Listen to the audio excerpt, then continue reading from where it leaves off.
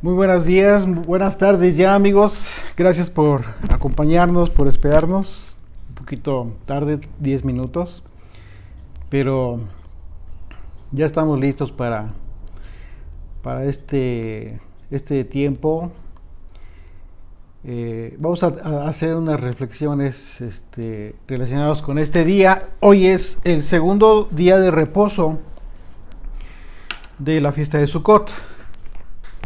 Bueno, yo espero que por ahí en casita nos acompañen con sus Biblias. Vamos a tener, esta es la tercera sesión del estudio.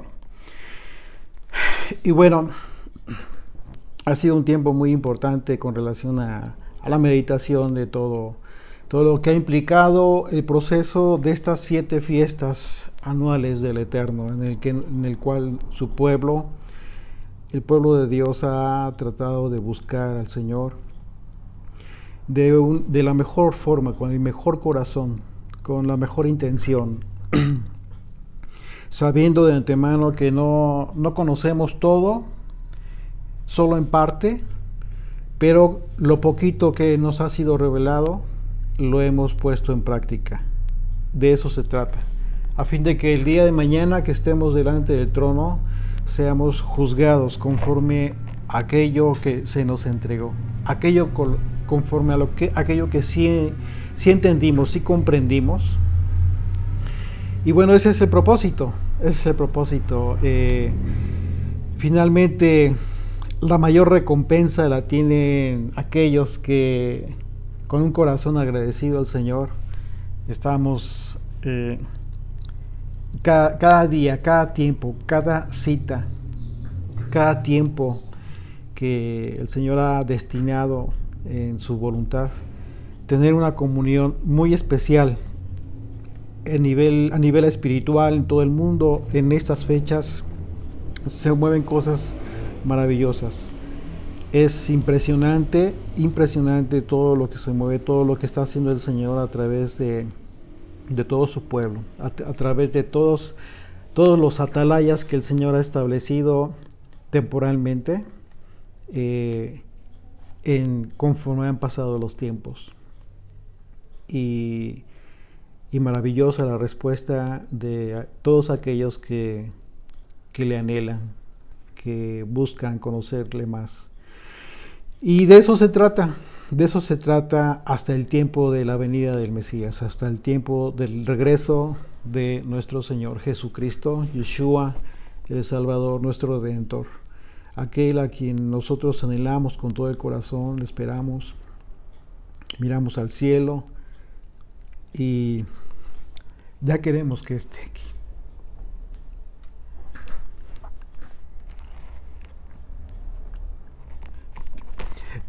Cada tiempo de estas fiestas es muy especial. Es muy especial porque te conecta con la eternidad.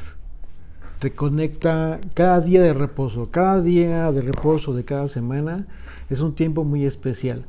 Pero estos días de reposo que tienen que ver con las fiestas anuales, la intensidad es mucho mayor.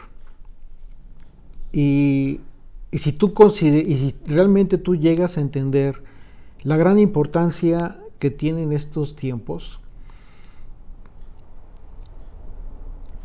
cuando se acerca el fin de estas fiestas, tienes una nostalgia.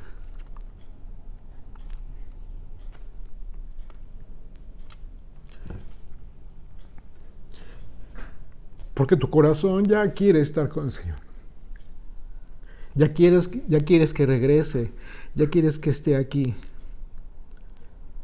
Miras al cielo y le dices, ¿cuándo, Señor? Aún no es tiempo, y en ti está nuestra esperanza. Porque tú eres fiel y has dicho que vas a regresar. Y bueno, como cada año, después de esta fiesta de Sukkot, llega un tiempo en el que continuamos esperándole, continuamos con todo el corazón esperándole. Sin embargo, tu conciencia, la conciencia de que estamos viviendo en un mundo aún y cada vez más corrompido. Y cómo es que ves que a muchos aún se les complica, y conforme pasa el tiempo es más difícil todavía entender cómo es que debemos vivir en el Espíritu a pesar de que estamos en el mundo y no conforme a la carne. Entonces, de verdad que clamas al Señor. Y eso es lo que quiere el Señor. Eso es lo que quiere, que su pueblo clame por su regreso. Que sea establecido su reino, que sea establecido su gobierno en todas las naciones del mundo. Y ese es el anhelo de nuestro corazón. Y bueno, mientras el Señor regresa, nosotros tenemos un compromiso muy importante, porque el hecho de que aún no esté aquí también tiene que ver con la misericordia y la paciencia de Dios, para con muchos aún todavía. Así es de que tenemos muchas cosas que hacer. Hay un tiempo para todo. Hay un tiempo para la alegría, hay un tiempo para la melancolía, hay un tiempo para la nostalgia y hay un tiempo para llorar.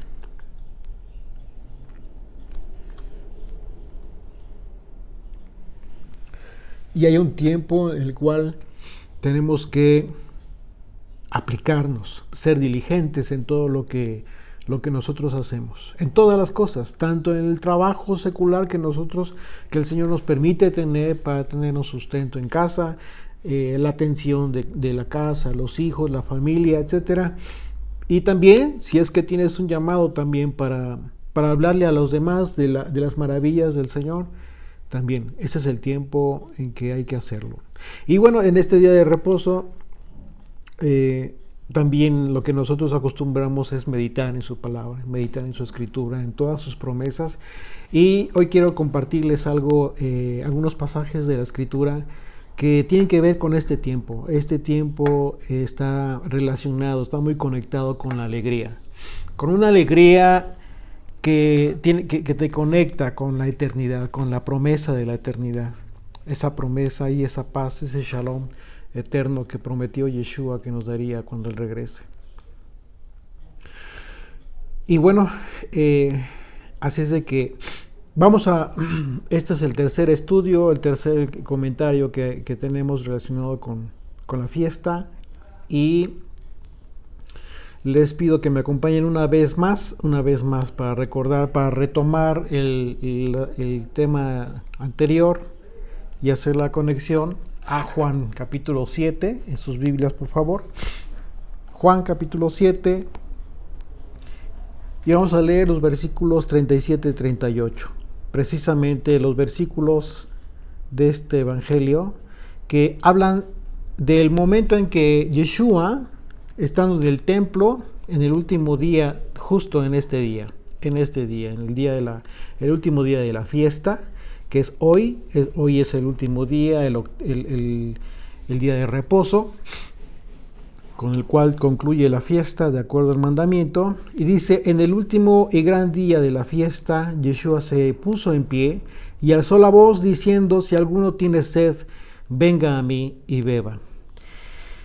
Y habla del agua en un aspecto simbólico espiritual que nos conecta con muchos aspectos de la vida de un creyente. Dice: si alguno tiene sed, venga a mí y beba. Dice: venga a mí y beba. Y el que cree en mí, como dice la escritura, de su interior correrán ríos de agua viva.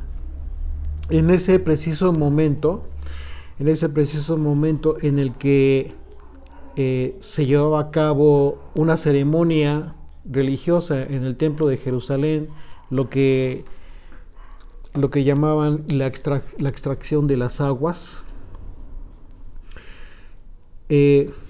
Todo el pueblo miraba al cielo y hacía una exclamación: Hoshana Rabbah, Hoshana Rabbah, Ana Hashem Hoshana Rabbah, que significa: oh Dios, envíanos tu salvación. Y imagínense a todos estos judíos, a todas aquellas personas que se encontraban en este momento de mucha alegría y de mucha esperanza, llevando a cabo esta exclamación: Ana Hashem Oshiana, oh Señor, envíanos nuestra salvación, envíanos nuestra salvación, envíanos nuestro Yeshua. Imagínense, y ahí estaba. Eso es lo más impresionante de la escritura, cuando tú entiendes lo que representa este día, el clamor del pueblo judío en este día tan importante, de mucha alegría, en donde clamaban por la salvación. Justo la salvación se encontraba en ese momento, y es por esa razón que el Señor se levanta en ese momento y hace esta expresión. En el último y gran día de la fiesta, Yeshua se puso en pie y alzó la voz diciendo, significa que gritó, exclamó fuertemente para que todo el mundo lo escuchara, y dijo: si alguno tiene sed, venga a mí y beba. En ese momento se estaba llevando la libación de las aguas sobre el altar, estas aguas del Siloé, que también tienen un gran significado simbólico. Y entonces el Señor en ese momento se levantó y hace esta expresión y hace la invitación a todo el mundo para que vengan a Él y beban, si es que tienen sed, la sed de justicia, la saciedad de la esperanza que Él representa. De manera que ese clamor entonces tuvo su respuesta en el 8º día de la fiesta de Sukkot, en medio de la alegría de la extracción de las aguas, que como lo vimos, está conectado con la profecía de Isaías 12, de acuerdo, según lo vimos en el estudio pasado. Y también tiene que ver con la profecía de Ezequiel 36, 24 y 28. Y yo os tomaré de las naciones y os recogeré de todas las tierras y os traeré a vuestro país. Esparciré sobre vosotros agua limpia. Y este es el tema central, el agua que representa la Torá, los mandamientos, pero cuando vino Yeshua representó agua nueva, agua que nos iba a permitir entender y conocerle. Y seréis limpiados de todas vuestras inmundicias y de todos vuestros ídolos. Os daré un corazón nuevo. Y pondré espíritu nuevo dentro de vosotros, y quitaré de vuestra carne el corazón de piedra, y os daré un corazón de carne. Y pondré dentro de vosotros mi espíritu, y haré que andéis en mis estatutos, y guardéis mis preceptos, y los pongáis por obra.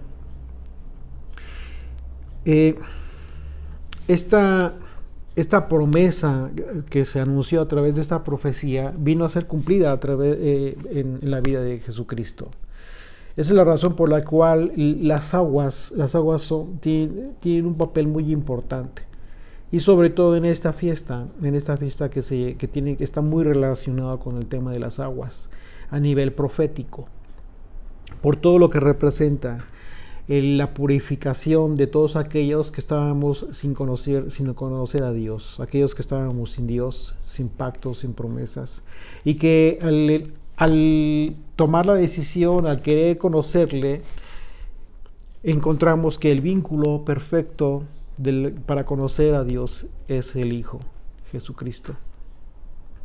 Y es así como es importante que nosotros entendamos este tema de las aguas. El tema de las aguas está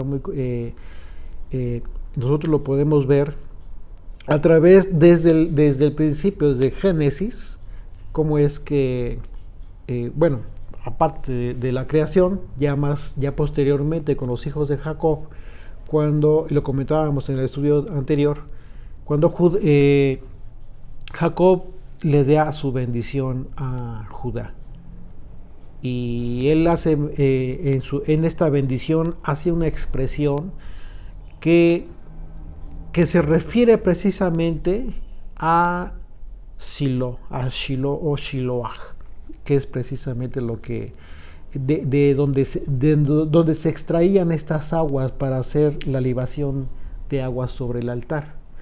Es un estanque que se encuentra en Jerusalén, y que en aquel entonces se ocupaba esa agua, era un aspecto simbólico muy importante, que debía ser esa agua la que se ocupara para hacer la libación sobre el altar. Entonces, acompáñenme a Génesis 49 para ver esta bendición y poder entender entonces cuál es la implicación profética de la bendición que recibe Judá, el hijo de Jacob, y dónde encaja Jesucristo en esta bendición. Vamos a ver a Génesis 49. En el versículo 10 dice: no será quitado el cetro de Judá. Cetro, la palabra cetro tiene que ver con báculo o con un bastón, vara, para gobernar. Es un instrumento que representa gobierno. ¿Okay? Es como un rey tiene su báculo, su bastón, efectivamente, algo así. Por esa razón dice: no será quitado el cetro de Judá. Esto es muy importante porque quienes tenían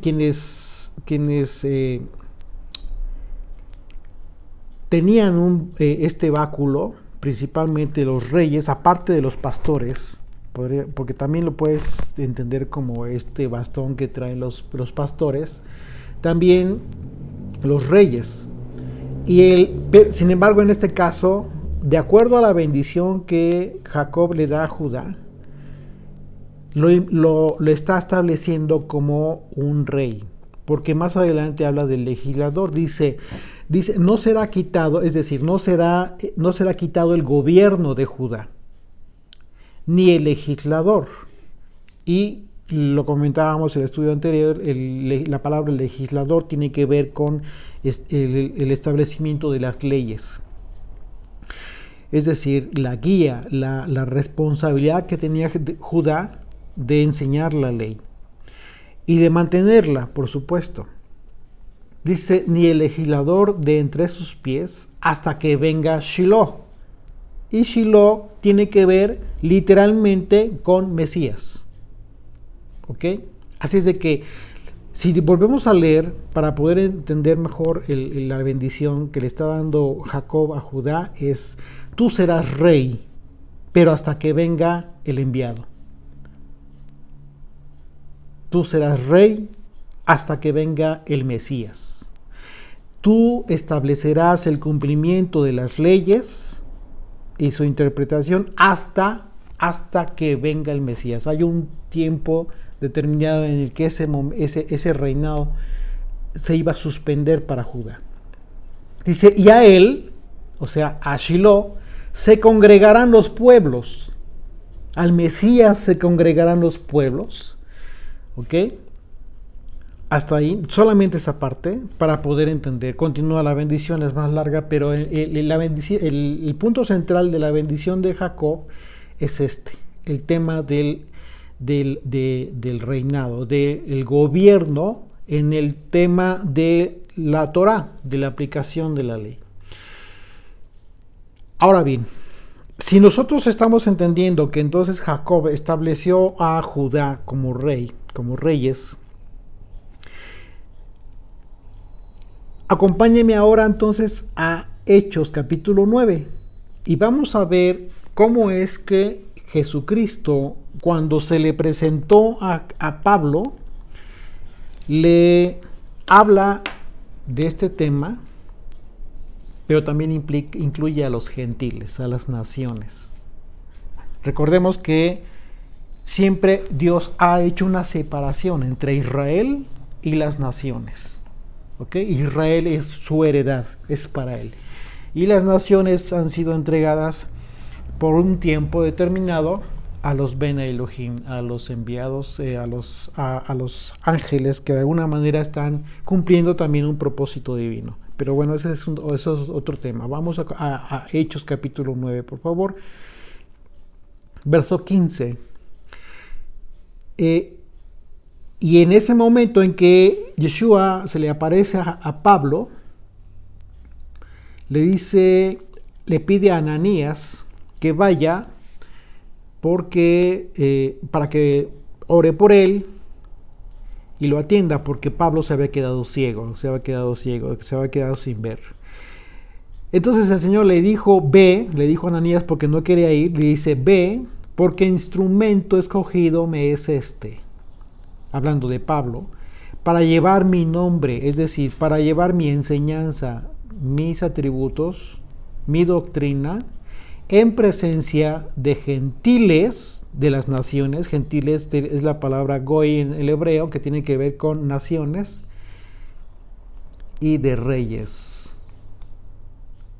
Aquí está la expresión de los hijos de Israel. Dice, y de los hijos de Israel, aquí hay una traducción errónea, aquí tendría que ser ambos de los hijos de Israel. Es decir, que desde que Jacob estableció esta bendición a Judá, se está anunciando quiénes serían reyes, en el sentido, hablando claro en el sentido de la Torá y de las instrucciones del Señor.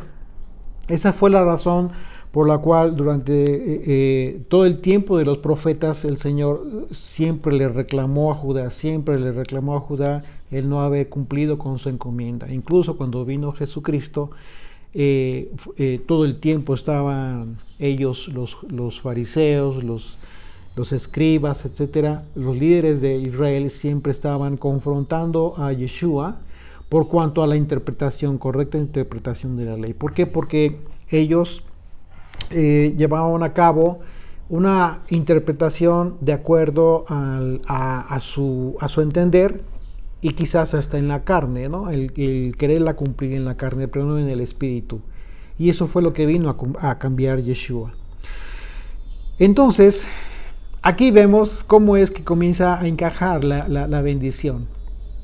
Y cómo es que, en qué momento Yeshua encaja, porque dice hasta que venga Shiloh, hasta que venga el enviado. Y uno de los pasajes que nos ilustran muy bien todo este tema de las aguas y la implicación simbólica de bendición que representa Yeshua como el enviado, es el capítulo 9 de Juan. Por favor, acompáñenme al Evangelio de Juan y vamos a ver cómo es que las aguas tienen un papel fundamental en el elemento, como elemento simbólico para la salvación. ¿Okay? Las aguas que están representadas por la Torá, por la ley de Moisés, entregada a Moisés, pero bajo la instrucción, bajo la revelación del Mesías. ¿Ok? Acompáñenme por favor a Juan capítulo 9 y dice, desde el versículo 1, dice, al pasar Yeshua vio un hombre ciego de nacimiento. Ciego de nacimiento, es decir, que la implicación de ceguedad tiene que ver con no ver, con desconocer. Si consideramos que estamos hablando de conocer a Dios y al Hijo, tendríamos que aceptar el hecho, obviamente, de que nosotros anteriormente estábamos ciegos, de que no teníamos, y si es así, pues fuimos ciegos de nacimiento, de igual forma. Solamente que recuerden ustedes que a través de todos los estudios que hemos estado teniendo de los evangelios, nos hemos dado cuenta, hemos descubierto cómo es que Yeshua siempre dio una enseñanza en lo material, pero que esa enseñanza en lo material siempre tuvo implicaciones muy profundas a nivel espiritual y profético incluso. Entonces, tenemos que entender esto siempre. Recuerden, para poder comprender la profundidad de las palabras del Mesías, de Yeshua, la enseñanza a través de los evangelios, es que leamos, pero siempre aprendamos a leer en dos líneas, es decir, el aspecto tal cual, material, como lo podemos leer, pero también ya entendiendo, ya poniendo en práctica el discernimiento que ya hemos recibido de parte de Él, porque es su Espíritu quien nos ha hecho entender todas estas cosas. Así es que leyéndolo a dos líneas, cada línea de este pasaje, te vas a dar cuenta que de la profundidad de las palabras del Maestro. Dice, al pasar Yeshua vio a un hombre ciego de nacimiento. Y le preguntaron sus discípulos, los discípulos, diciendo, Rabí, que significa maestro, mi grande, ¿quién pecó? Ellos suponiendo que el padecimiento de este ciego se debía a algún pecado en específico. ¿Quién pecó? ¿Este o sus padres para que haya nacido ciego? Entonces respondió Yeshua, no es que pecó este ni sus padres, sino para que las obras de Dios se manifiesten en él. Las obras de Dios se manifiesten en él. Mucha gente hoy en día se pregunta por qué, o más bien muchos, principalmente gente incrédula, gente que no cree, se preguntan por qué hay miseria, por qué hay pobreza, o por qué mucha gente muere hoy en día, por qué hay tantas guerras, por qué hay tanta injusticia en el mundo. Y el problema de esas posiciones o esas preguntas, esos cuestionamientos, es que dan por hecho estas personas que esto es debido a que no existe Dios. Pero ese es un problema, porque Dios no creó todas estas injusticias. O sea, verlo de esa manera es simple y sencillamente verlo con una actitud totalmente negativa y no objetiva. ¿Por qué? Porque si somos objetivos nos vamos a dar cuenta que todas las injusticias que hoy están en el mundo, que hoy prevalecen en el mundo, en todas las naciones, son causa exclusiva del hombre. Son causa exclusiva del hombre. El hombre ha tomado muchas decisiones que han llevado a la miseria, a la pobreza, a las guerras, etcétera. Tantas cosas que hay hoy en todo el mundo.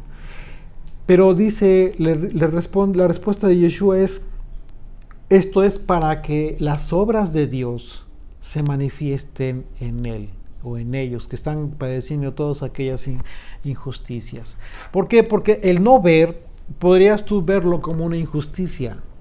Sin embargo, vamos a darnos cuenta que todo tiene un propósito divino, incluso la pobreza. Quizás nos haría falta considerar que el hecho de que Dios nos permita ver las miserias y la pobreza en todas esas gentes es porque Dios está esperando la manifestación de los hijos, de sus hijos, de su pueblo. Y es muy probable que continuemos viendo eso precisamente porque Dios insiste en que tú y yo, que ya entendimos y que ya decimos que hemos recibido su espíritu, entonces actuemos en consecuencia. Pero si no hacemos nada y simplemente volteamos la cara y no nos importa, significa que no ha sido así, que no es como nosotros lo hemos considerado, que Dios está en nosotros, o que Yeshua vive en nosotros, o que somos de Él.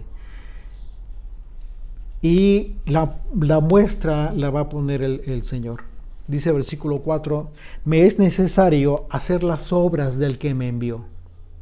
Entre tanto que el día dura, la noche viene cuando nadie puede trabajar. Es obvio que nosotros no tenemos el poder sobrenatural que tenía el Señor para hacer ver, para darle vista a un hombre que de nacimiento fue ciego. Pues eso no lo vamos a ver. Pero una vez más, la invitación es para que trates de entender el mensaje que está escondido.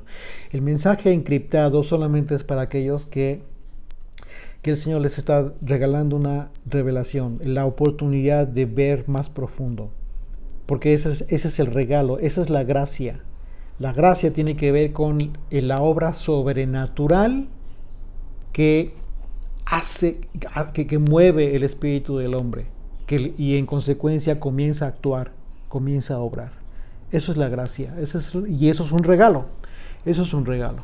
Así es de que Él está haciendo ver claramente el motivo por el cual Él vino, para dar testimonio de las maravillas de Dios, para dar testimonio de la misericordia que está teniendo de todo el mundo. y que esta venida, una vez más, la primera venida fue precisamente para eso, no para llevar al juicio eterno a todos aquellos que estaban haciendo mal, no, sino para dar una oportunidad a todo el mundo, incluso para aquellos pecadores, para todos aquellos que en un momento dado hemos sido pecadores, que estamos conscientes, pero que hemos acudido al arrepentimiento y hemos querido regresar al Padre, pero ya purificados a través de haber quitado de nuestras vidas todas esas malas acciones de las cuales nos sentimos avergonzados en un momento de nuestra vida. Dice entonces, verso 5, entre tanto que estoy en el mundo, luz soy del mundo. Claro. Versículo 12 del capítulo 8 de Juan dice otra vez, Yeshua les habló diciendo, yo soy la luz del mundo, el que me sigue no andará en tinieblas, sino que tendrá la luz de la vida. Si nosotros vemos este pasaje del capítulo 8 de Juan, vamos a entender mejor las palabras de Yeshua en el capítulo 9. ¿Por qué? Porque precisamente Él está hablando de todos aquellos que están tomando la decisión de querer seguirle. Entre tanto que estoy en el mundo, luz soy del mundo. Sí. Entonces, la invitación es general. Dicho esto, escupió en tierra. Fíjense qué interesante. El Señor escupió en tierra e hizo lodo con la saliva y untó con el lodo los ojos del ciego. Esto es algo simbólico muy importante que está haciendo el Señor. Era muy fácil haber tomado agua de cualquier lugar y haber hecho lodo y ponerle el lodo. No, el Señor puso de su esencia misma para hacer lodo, para crear lodo. Pero la palabra lodo que se utiliza aquí tiene que ver con la palabra griega pelos, que significa barro, literalmente. Barro. Y esto entonces, si tú te das cuenta que esto lo hizo en el día de reposo, justo en el día de reposo, lo que sucede entonces en tu mente es que te va a llevar a la creación, al tiempo de la creación, justo cuando el hombre fue creado del barro. Recordemos cómo es que el Señor crea al hombre de la tierra, del polvo, pero crea barro. Y cuando estudiamos Génesis vimos todas las implicaciones. Es un tema muy largo, no vamos a profundizar en eso. Solo como recordatorio, por ahí tenemos publicados los estudios de Génesis, si gustan ir a la página www.estudiantesdelabiblia.com. Ahí tenemos toda la publicación de los audios y los videos. Entonces Yeshua hizo barro, y esto es muy importante. El profeta Isaías, hablando del tema, en el capítulo 42 de Isaías, versículos 8 y 9, dice, yo, el Señor, este es mi nombre, y a otro no daré mi gloria, ni mi alabanza a esculturas. He aquí, se cumplieron las cosas primeras, y yo anuncio nuevas cosas nuevas. Antes que salgan a luz, yo os los haré notorias. Lo que el Señor dijo en voz del profeta Isaías está relacionado con ese tema. ¿Por qué? Porque todas las cosas las está haciendo nuevas. Es decir, para un ciego, en el caso específico del capítulo, para este hombre todo sería nuevo. Todo a partir de ese momento iba a ser nuevo. Literalmente. A partir del momento en que tú conoces a Jesucristo, comienzas a conocer al Padre, porque Él es el que te lo revela, todas las cosas que implican para tu vida son nuevas. Todas, absolutamente todas. Tu vida cambia totalmente. No puedes, o sea, es imposible que tú mantengas como que una vida en dos sentidos. Como que tu vida espiritual en determinado tiempo y tu vida secular en otro tiempo y te comportas de otra forma. No puede ser, no funciona de esa manera. Cuando esto es fidedigno, cuando Dios obra en la persona, comienza a hacer cambios en su vida.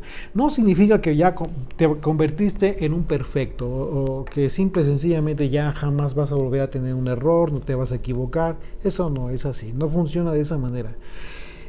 Esto funciona desde la perspectiva muy personal y en la intimidad que tiene la persona que está recibiendo este beneficio, esta bendición, con relación a Dios. Es decir, el cambio que está teniendo esta persona, pues por supuesto que es progresiva, lleva un proceso. Y hay quienes el proceso lo llevan tan rápido que sorprende a las personas, a otros que los conocieron de una forma y que ahora son de otra, que son irreconocibles las personas. Quizás muchos ustedes se han dado cuenta o han conocido a alguien así, de gente que la conocían de una forma y hoy en día son de otra forma, piensan de una forma diferente, quizás reaccionan de una forma diferente, etcétera. Tienen una forma de vida ya distinta. Pero tú puedes darte cuenta que ese cambio no es generado por la propia persona.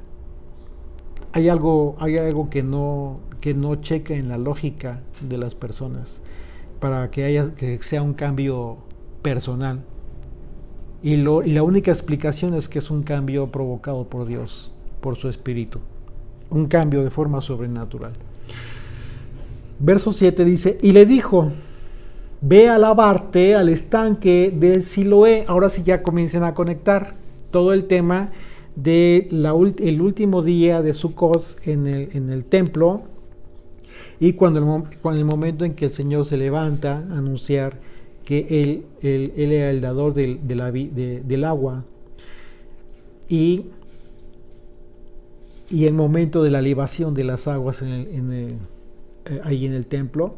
Dice, ve a lavarte al estanque del Siloé, que traducido es el enviado.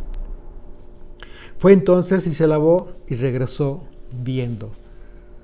Aquí mismo nos proporcionan en la traducción se proporciona lo que significa. Es la palabra Shiloach y tiene que ver con estanque, con un estanque en Jerusalén. Efectivamente. Entonces dice, bueno, entonces a partir de que este hombre ciego recibe este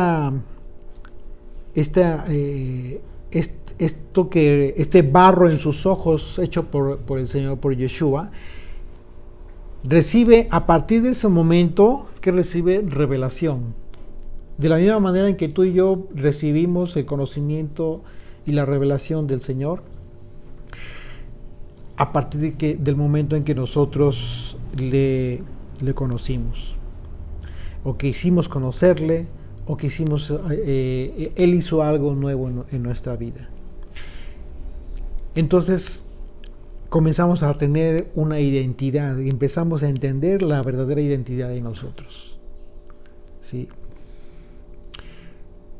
¿Por qué? Porque el Hijo es quien da a conocer al Padre a través de sus manifestaciones. Las manifestaciones milagrosas del Señor, siempre en todas ellas, siempre le dio gloria al Padre. De manera que por ejemplo, esto que estamos viendo es un claro ejemplo de la manifestación, de una manifestación milagrosa. Pero también nos implica a nosotros, ¿en qué sentido? Lo que nos está enseñando, ¿qué es? Es decir, tú puedes llevar a cabo muchas cosas buenas, benéficas, en beneficio de muchas otras personas, en el momento que tú seas consciente de la necesidad que hay. Ya sea que puedas suplir la necesidad de hambre, ya sea que puedas suplir la necesidad de cobijo. O sea, y hablando literalmente, claro, por supuesto, porque de nada sirve que tú te pongas a orar por los humildes, por los pobres, por la necesidad que hay en el mundo, pero no tienes la capacidad de dar. Eso no checa. Porque a través de tus obras es como tu fe es manifestada. De nada sirve una fe que simplemente es espiritual, pero que no aterriza en lo material. Tiene que manifestarse en tus hechos tangibles. En el momento que tú ves la necesidad, en el momento que tú ves la oportunidad de contribuir para solventar la necesidad que hay aquí, allá, en lo que sea, en cualquier aspecto de la vida que Dios te está permitiendo ver, te lo está permitiendo ver con ese propósito. Romanos 8, 17 y 18 dice, y si hijos también herederos de Dios y coherederos con el Mesías, si es que padecemos juntamente con Él, para que juntamente con Él seamos glorificados. Aquí está haciendo una referencia al bautismo, el apóstol Pablo. El bautismo que para nosotros es una implicación de muerte y resurrección. Muerte al pecado, a la vida de pecado, a todo aquello que éramos, para ser nuevas criaturas. Verso 18. Pues tengo por cierto que las aflicciones del tiempo presente no son comparables con la gloria venidera que en nosotros ha de manifestarse. Porque el anhelo ardiente de la creación es el aguardar la manifestación de los hijos de Israel. Entonces, efectivamente, Yeshua continúa manifestándose, como lo dijo al principio, como les aclaró a los discípulos que no se trataba de que sus padres de esta persona hayan sido pecadores o él mismo, no, sino que para manifestar las obras del Señor. Entonces, si nosotros decimos ser hijos de Israel, si somos de su pueblo, si estamos contentos con esta idea, bueno, es importante entonces que lo hagamos valer, y esto se hace a través de los hechos tangibles, prácticos de nuestra vida. Verso 8 de Juan 9 dice: entonces los vecinos y los que antes habían visto al que era ciego decían, ¿no es este el que se sentaba y mendigaba? Imagínate, haz de cuenta que hoy en día los mismos vecinos que antes habían visto a uno que era pecador, que andaba de borracho, que andaba de mujeriego, que maltrataba a su familia, ahora es totalmente diferente. Y se preguntan, ¿qué no es este el que maltrataba a su familia y que andaba de borracho y etcétera, etcétera? Incluso hasta mendigaba. Es lo mismo, exactamente lo mismo. O sea, esto aplica para ti y para mí, que muchas personas van a decir, quizás alguien te diga, oye, ¿cuánto has cambiado? O qué diferente eres a como eras antes. Ciertamente nuestra condición antes de ver, o sea, ¿por qué aplico la palabra ver? Porque este ciego no veía. Es lo mismo que nosotros tenemos. Esto tiene que ver con la capacidad de ver en el espíritu. Lo que el Señor está permitiendo que nosotros podamos ver. ¿Para qué? Para que podamos tener un cambio radical en nuestras vidas. ¿Ok? Entonces,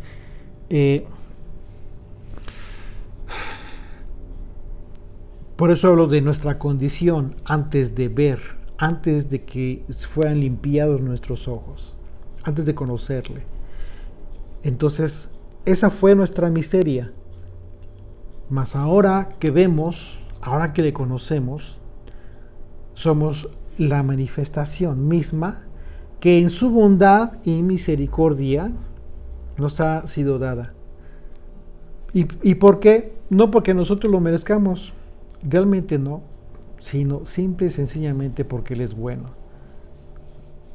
Porque Él es bueno y porque es un atributo de Dios, porque es un atributo del Hijo. El dar, el bendecir, siempre ser bueno. Y entonces los vecinos se sorprendían. Unos decían, Él es, otros, a Él se parece. él decía, yo soy. Y le dijeron, ¿cómo te fueron abiertos los ojos? Respondió él y dijo, aquel hombre que se llama Yeshua hizo lodo, me untó los ojos y me dijo, ve al Shiloah y lávate. Y fui y me lavé y recibí la vista. Fíjense, vamos a leer otra vez. Verso 11, respondió él y dijo, aquel hombre que se llama Yeshua, que se llama salvación, hizo barro, hizo lodo, hizo barro y me untó en los ojos. ¿Te estás dando cuenta de la implicación del verso? Lo que está diciendo es que el autor de la salvación, aquel que vino a salvar a su pueblo, Yeshua, Jesús, Yeshua es el nombre original de Jesús. Jesús es la transliteración del griego, pero su nombre original es Yeshua, que significa salvación. Por eso el ángel cuando le dijo a María, que le pondría por nombre Yeshua o Jesús, dice en la transliteración, porque salvará a su pueblo. Entonces, la salvación de la que habló el ángel y de la que está hablando aquí el Señor tiene que ver con una salvación eterna, no una salvación para una vida de unos cuantos años aquí en el mundo. Eso no tiene sentido. La salvación que vino a darnos Jesucristo es para vida eterna. Entonces, fíjate una vez más, hizo barro, te creó una nueva perspectiva de tu vida. A partir de ese momento, aquel que te vino a salvar, aquel que vino a prepararte para darte una perspectiva de la vida eterna. Dice, y recibí la vista. Y fíjate lo que sucede a partir de que recibí la vista. Dice, entonces le dijeron, ¿dónde está él? Él dijo, no sé. Verso 13. Llevaron ante los fariseos a que había sido ciego. Y era día de reposo, cuando Yeshua había hecho el lodo y le había abierto los ojos. El día en que el Señor hizo barro una vez más, abrió los ojos de uno que no veía. Volvieron pues a preguntarle también los fariseos cómo había recibido la vista. Él les dijo, me puso lodo sobre los ojos y me lavé y veo. Claro, no le dijo a dónde fue, pero por alguna razón muy importante, y bueno, ya estamos viendo la razón. ¿Por qué razón? Efectivamente, Yeshua le dijo, ve al estanque del Siloé y lávate ahí. No le dijo en cualquier otro lado, sino ahí. Entonces algunos de los fariseos decían, ese hombre no procede de Dios, porque no guarda el día de reposo. Se están refiriendo a Yeshua. Para ellos, el hecho de que Yeshua haya sanado a este ciego en el día de reposo, para ellos implicó una transgresión del día de reposo, porque ellos decían que no se podía sanar a una persona completamente en el día de reposo. Sin embargo, eso no está eso no lo vemos en la Torá ni en los profetas. Eso no tiene nada que ver con esta posición del pueblo judío, y como eso siempre le reclamaban de que sanaran el día de reposo. Hay otro evento en el que un hombre también tenía un problema, estaba en la sinagoga, tenía la mano seca, tenía un problema en la mano, y los fariseos precisamente les echaban para ver qué hacía justo en el día de reposo, y ellos pensaban que lo iban a detener por transgredir el día de reposo.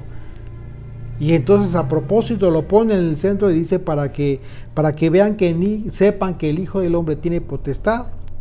En ese momento lo sana. Entonces fue muy directo Yeshua cuando hizo todas estas obras justo en el día de reposo, porque el día de reposo tiene toda la implicación de de manifestar justamente lo que tendría que hacer el reino del Mesías. Es decir, un tiempo muy especial en el que se manifiestan las obras, primordialmente en ese día, las mejores obras de los hijos de Dios. ¿Por qué? Porque es precisamente lo que representa el reino de Dios. Cuando Yeshua dijo arrepentidos porque el reino de los cielos se ha acercado, tuvo toda esa implicación de que todas las cosas que él iba a hacer tenían que ver precisamente con el tiempo de su reinado, con el propósito del reinado del Mesías. Otros decían, ¿cómo puede un hombre pecador hacer estas señales? Y había disensión entre ellos, claro. O sea, ellos decían, bueno, si no puede ser pecador porque está haciendo señales milagrosas. Verso 17. Entonces volvieron a decirle al ciego, ¿qué dices tú del que te abrió los ojos? Y aquí está la respuesta del que no veía y que ahora ve. Y él dijo que es profeta. Claro. En ese momento que recibió la vista, recibió también la revelación. O sea, aquí ya se están uniendo los dos aspectos. El aspecto físico, natural, de la vista que no tenía este hombre, y el aspecto espiritual, de la revelación que está recibiendo también este hombre a partir de ese momento. Una vez que recibes entonces la vista de Shiloach, entonces tienes el discernimiento de quién es el que te ha dado la vista y esta nueva oportunidad de vida. Pero verso 18, pero los judíos no creían que él había sido ciego y que había recibido la vista, hasta que llamaron a los padres del que había recibido la vista y le preguntaron diciendo, ¿es este vuestro hijo, el que vosotros decís que nació ciego? ¿Cómo pues ve ahora? Están interrogando a los papás. Sus padres respondieron y le dijeron, sabemos que este es nuestro hijo y que nació ciego, pero como ve ahora, no lo sabemos. O quién le haya abierto los ojos, nosotros tampoco lo sabemos. Edad tiene preguntarle a él hablará por sí mismo. Esto es un ejemplo clásico de la condición en la que nos hemos encontrado muchos de nosotros. Bueno, en el momento en que el Señor te ha comenzado a revelar algo nuevo en tu vida, este nuevo camino, esta nueva persona que ya comenzaste a ser, tu familia, primordialmente tu familia, va a comenzar a ver cosas en ti que no conocían. Va a comenzar a ver cosas en ti que no entienden y que no son de ti. Que no son de ellos, que no te enseñaron. Pero esa es la razón por la que responden de esa manera los papás. O sea, dijeron, sabemos que este es nuestro hijo y que nació ciego, pero como ve ahora no lo sabemos. Cómo está viviendo ahora no lo sabemos. Cómo discierne ahora no lo sabemos. ¿Por qué cree en las cosas que él cree ahora? No lo sabemos. Eso no le enseñé. Pregúntenle a él, porque yo no sé. O sea, los papás a final de cuentas estaban diciendo, no estaban haciendo algo indebido, simple y sencillamente no lo entendían, porque la revelación fue para el hijo ciego, el hijo que no tenía la vista. Verso 22. Esto dijeron sus padres, porque tenían miedo de los judíos, por cuanto los judíos ya habían acordado que si alguno confesase que Jesús era el Mesías, fuera expulsado de la sinagoga. Entonces esa es una razón también por la cual ellos dijeron, no nos queremos meter en problemas, pregúntenle a él. O sea, el discernimiento acerca de si ya no cree en las cosas que nosotros creemos, es problema de él. Nosotros no nos metemos en ese problema. Es lo mismo. En el momento en que tú comenzaste, sin importar que tus padres sean católicos, o de alguna iglesia cristiana, de cualquier religión.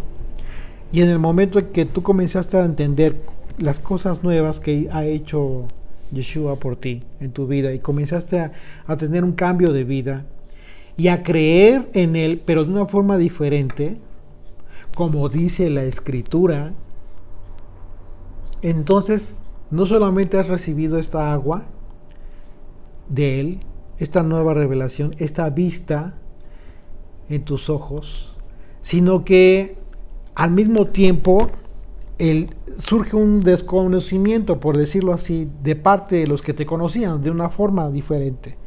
Incluso muchas veces ya no les caes bien, porque ya no estás en las mismas cosas que ellos estaban, o donde estabas tú. Simplemente tomas la decisión de dejar todo aquello porque consideraste que ya era tiempo de hacer un cambio en tu vida. Y es así como simple y sencillamente te empiezan a desconocer. Y en este caso, pues era obvio, ya había una amenaza por parte del liderazgo judío de todo aquel que reconociera a Yeshua como Mesías. ¿Por qué? Porque de la misma manera en que a él mismo lo acusaron de blasfemia, pues lo acusarían a cualquiera. Y obviamente tendrían que expulsarlo, ¿no? Es decir, comienzas a creer en algo diferente, comienzas a creer, a ver las cosas, a entender, a tener una revelación distinta a como te la enseñaron de la Escritura, porque el Espíritu de Dios te ha adentrado en el conocimiento de su palabra y comienzas a tener una revelación distinta, pero entregada por Él. Tan claro lo ves que no puedes negarlo. Y entonces, lo clásico, quien es a donde tú estabas, no importa si sea una iglesia, si sea una congregación, si sea un ministerio, lo que sea, simple y sencillamente, ¿qué sucede? Comienzan a decir, bueno, pues ya no crees en las cosas que yo creo, pues bye bye, adiós, a ver a dónde te vas, porque ya no coincides conmigo, ¿no? Ya no coincides con lo que yo creo, con lo que yo enseño, con la fe que nosotros enseñamos en este lugar. Esas son las cosas que van separando. Y separando para bien, por supuesto. ¿Por qué? Porque tú no niegas la revelación que estás recibiendo. Cuando la persona niega la revelación y el entendimiento nuevo que está recibiendo y no tiene que ver con algo personal, sino con algo serio y algo honesto en relación a tu fe en el Señor, entonces Dios respalda lo que haces, Dios respalda tus palabras. Y eso es muy importante. Dios respalda que es honesto para con Él, pero no respalda al hipócrita. Como en este caso, ¿no? ¿Cuántas y cuántas gentes hay hoy en día que niegan la verdad, niegan las cosas que ellos saben que son ciertas, que ven que están sucediendo, pero deciden callar? Deciden callar y decir, para no meternos en problemas. Y deciden llevar la fiesta en paz con todo el mundo y muy amigos de todo el mundo. Y eso en el sentido humano, pudiera considerarse que es una buena táctica.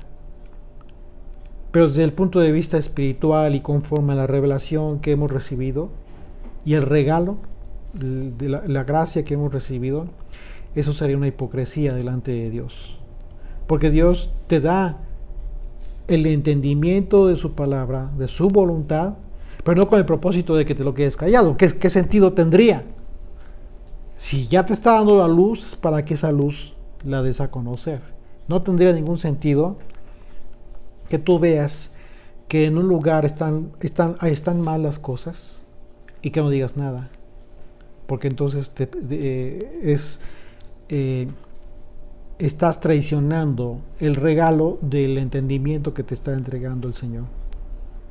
Y lo que sucedió con estos papás de este hombre fue precisamente lo mismo. Ellos decidieron permanecer en la congre, decidieron permanecer de forma religiosa para que no los expulsaran de la sinagoga. Caso contrario, ¿qué fue lo que sucedió con los discípulos? A los discípulos, a todos, los expulsaron de las sinagogas. Fuera sinagogas, los discípulos entendieron que por alguna razón, no solamente a Jesucristo, sino a ellos mismos los expulsaron, los corrieron de las sinagogas. Bueno, a Yeshua en una ocasión lo iban a tirar del despeñadero, precisamente por la manifestación que estaba dando el Señor, de ser el Hijo de Dios. Y de confrontar, de hablar la verdad. Una de las características que hizo Jesucristo fue esa precisamente, y por la cual incluso provocaba que rechinaran los dientes a aquellos judíos porque lo querían matar. Entonces tienen un deseo ferviente de matarlo. ¿Por qué? Porque habló la verdad. Así es de que date cuenta de la magnitud que tiene la implicación de que te quedes callado cuando Dios te ha entregado una revelación, el entendimiento nuevo de la escritura, de la palabra de Dios, y que tú te quedes callado. Estás haciendo justo lo contrario a lo que enseñó con su propio ejemplo de vida el Maestro. Y los discípulos también, ellos aprendieron del Maestro y ellos entregaron su vida, ellos dijeron la verdad, ellos incluso llegó el momento, bueno, vemos el discurso de Esteban ante el Sanedrín, cómo es que habló con valor, sabiendo que le costaría la vida, pero decidió no quedarse callado. Así es de que, pues hoy en día, es muy lamentable que sucedan cosas en muchos lugares, en muchas congregaciones, iglesias, ministerios, como se llamen, infinidad. Y que sepan, que vea la gente todo lo que está sucediendo, las cosas que no deberían de ser, las cosas que ya entendieron y que deciden guardar silencio. Y dicen, ¿por qué? Pues para no meternos en problema. No hay problema, todo cambiará. Nos estamos olvidando de este propósito.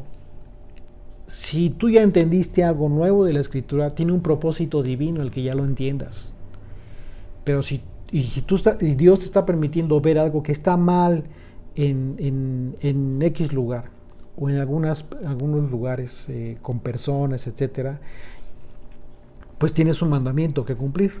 Ir y hablar con las personas y decirles la verdad, decirles lo que está sucediendo. Incluso si es necesario exhortarles en amor, en lo que tú ya estás viendo. Pero si decides no hacerlo y solo por no meterte en problemas, pues el propósito divino por el cual Dios te mostró, simplemente tú lo rechazas. Y si tú rechazas eso, también ya no te va a dar más el Señor, ya no te va a mostrar más allá. Y entonces esto se te va a complicar a ti. Pero en fin, dice verso 22 una vez más, dice: esto dijeron sus padres porque tenían miedo de los judíos, por cuanto los judíos ya habían acordado que si alguno confesase que Jesús era el Mesías, fuera expulsado de la sinagoga. Pero eso dijeron sus padres. Por eso dijeron sus padres: edad tiene, preguntadle a él.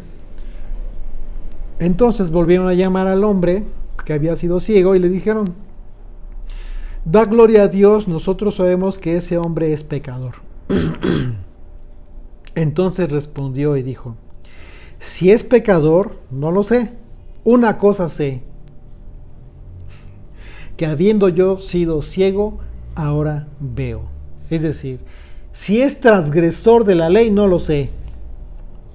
Pero ¿de qué está hablando? Este hombre está consciente, perfectamente consciente, de que cuando ellos dicen, los judíos estaban hablando, diciendo que era pecador Yeshua, está refiriéndose a sus leyes, a la transgresión de sus leyes, no a la Torá.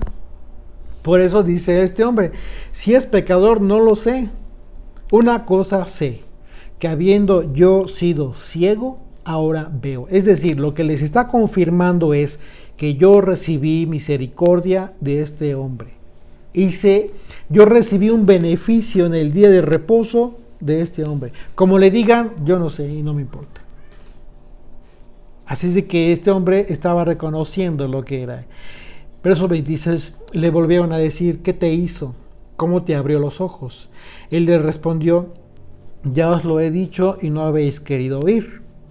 ¿Por qué lo queréis oír otra vez?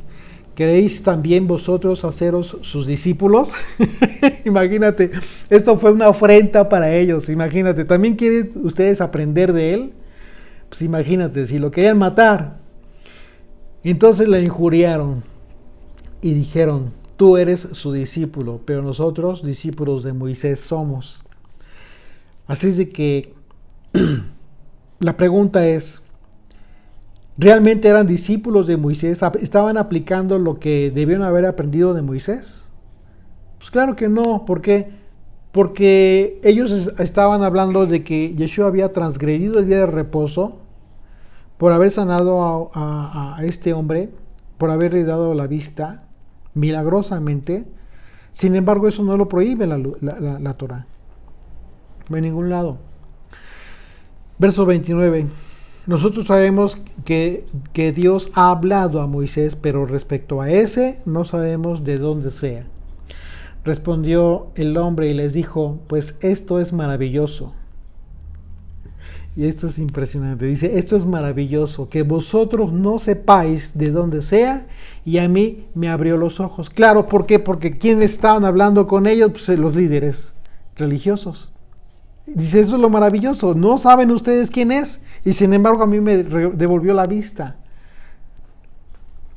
Dice, y sabemos que Dios no oye a los pecadores, pero si alguno es temeroso de Dios y hace su voluntad, a ese oye.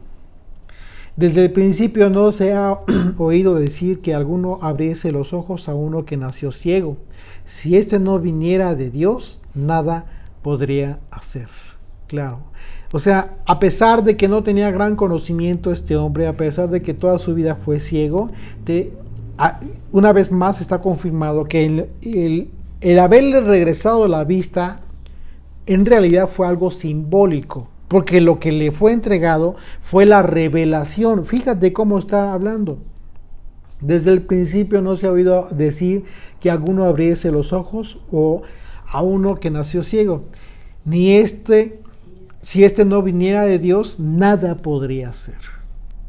Está confirmando, no solamente dice, pues quién sabe, no, ahora está confirmando, pero que en base a qué, pues en base a la revelación recibida. Y no le está importando que sean estos líderes judíos o las consecuencias está siendo valeroso y está haciendo valer precisamente esta bendición. Respondieron y le dijeron, tú naciste del todo en pecado y nos enseñas a nosotros, y le expulsaron. Imagínense qué tremendo que ante una maravilla, un milagro de Dios, simplemente se concretaron a expulsar a este hombre de la sinagoga y peor aún, juzgaron erróneamente, dijeron que había nacido de pecado. Verso 35, oyó Yeshua que le habían expulsado y hallándole le dijo, ¿crees tú en el Hijo de Dios? Fíjate, y esto es bien importante, porque no importa de dónde te hayan expulsado, no importa que te hayas separado de una iglesia, de un ministerio, de una congregación, de un grupo de estudio, no interesa, eso no importa. Fíjate las palabras, la enseñanza del Señor. Dice, oyó Yeshua que le habían expulsado y hallándole le dijo, ¿crees tú en el Hijo de Dios? Respondió él y dijo, ¿quién es, Señor, para que crea en él?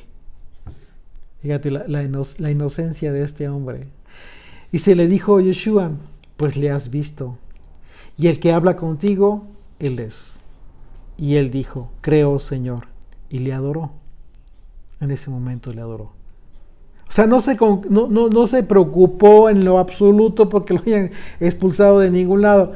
En ese momento, ¿por qué creen ustedes que le adoró? porque recibió la revelación de quién era, no solamente que le había devuelto la vista, porque eso es material. Él estaba consciente de que él era el Hijo de Dios y lo creyó y en ese momento le adoró y fue suficiente. No se acongojó, no se preocupó, no se preocupó de nada porque lo expulsaron de la sinagoga, para nada. Y dijo Yeshua: para juicio he venido yo a este mundo.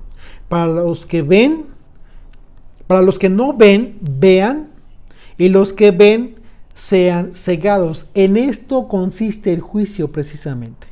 En esto consiste el juicio.